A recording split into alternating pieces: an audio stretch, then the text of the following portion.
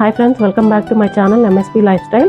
ఈరోజు సాంప్రదాయబద్ధమైన మీకు కట్టె పొంగలి చేసి చూపిస్తాను. నవరాత్రుల్లో ఇది ప్రప్రథమంగా చేసుకుంటారండి. అన్ని ప్రాంతాల్లో దేవి నవరాత్రుల్లో దసరాకి స్పెషల్ గా చేసుకుంటారు కట్టె పొంగలి. ఇది మనం చూడడానికి ఒకే రీతిలో ఉంటది, మనం చేసుకునే రెగ్యులర్ పొంగలు ఈ కట్టె పొంగలి, కానీ ప్రాసెస్ డిఫరెంట్ గా ఉంటది. టేస్ట్, ఫ్లేవర్ చాలా డిఫరెంట్ గా ఉంటది.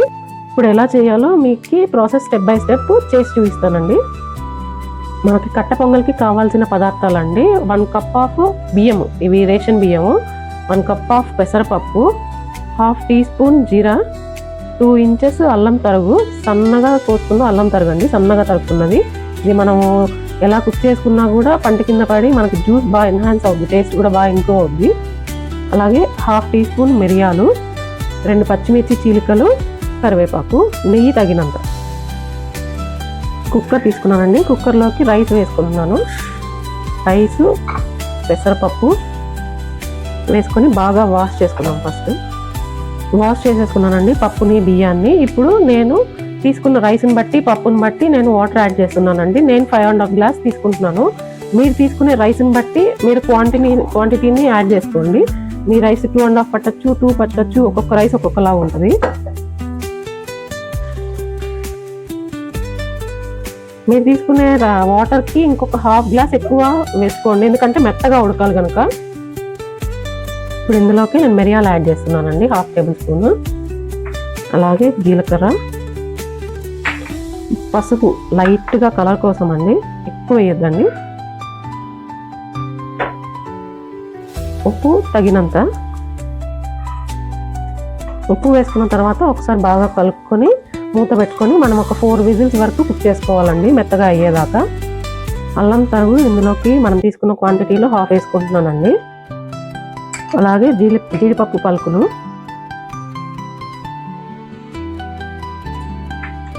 ఇప్పుడు మనం లిడ్ క్లోజ్ చేసేసుకొని 4 విజిల్స్ పెట్టుకుందామండి. కుక్కర్లో ఆవిరిపోయేలోపు మనం వేడి నీళ్ళు పెట్టుకున్నామండి. ఒక 2 గ్లాసెస్ ఆఫ్ వాటర్ పెట్టుకున్నాను వేడికి.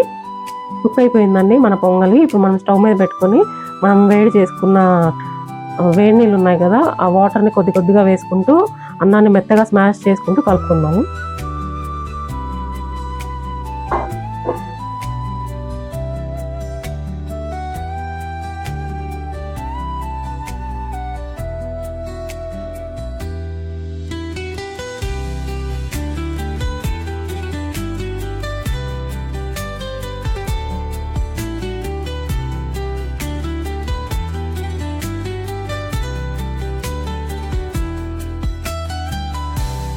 చూడడానికి మన పొంగలి రెగ్యులర్గా చేసుకున్నట్టే ఉంటుందండి, కానీ ప్రాసెస్ డిఫరెంట్, అరోమా, ఫ్లేవర్ అన్ని డిఫరెంట్గా ఉంటుంది.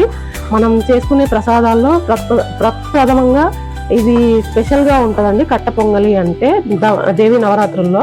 చూడండి, కన్సిస్టెన్సీ ఇలాగా ఉండాలి, అప్పుడే మనకి వేడి చల్లారినా కూడా గట్టి పడదు పొంగలి. ఒక 2 నిమిషాలు ఇలాగే కుక్ చేసుకుందాం సిమ్లో పెట్టుకొని. ఈ టైంలోనే మీకు సాల్ట్ ఏమైనా తక్కువ అనిపిస్తే అడ్జస్ట్ చేసుకోండి ఈ మూమెంట్లోనే. దగ్గర పడేలోపు ఇప్పుడు మనం పోపు రెడీ చేసుకుందామండి. ప్యాన్ వేడెక్కిన తర్వాత 1 స్పూన్ ఆయిల్, అలాగే 1 స్పూన్ గీ వేస్తున్నాను. జీడిపప్పు పలుకులు వేస్తున్నానండి. కొద్దిగా వేగిన తర్వాత అల్లం తరుగు వేసుకుందాం. అల్లం తరుగు వేసుకుంటున్నానండి. అలాగే పచ్చిమిర్చి తరుగు. ఇందులోకి ఇప్పుడు కరివేపాకు వేస్తున్నానండి.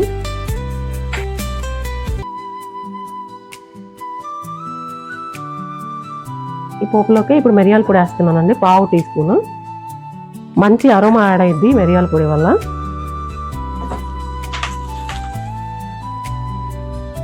పొంగలి దగ్గర పడిపోయిందండి. ఇప్పుడు స్విచ్ ఆఫ్ చేసుకొని స్టవ్ని డిష్ అవుట్ చేసుకుందాం మనం.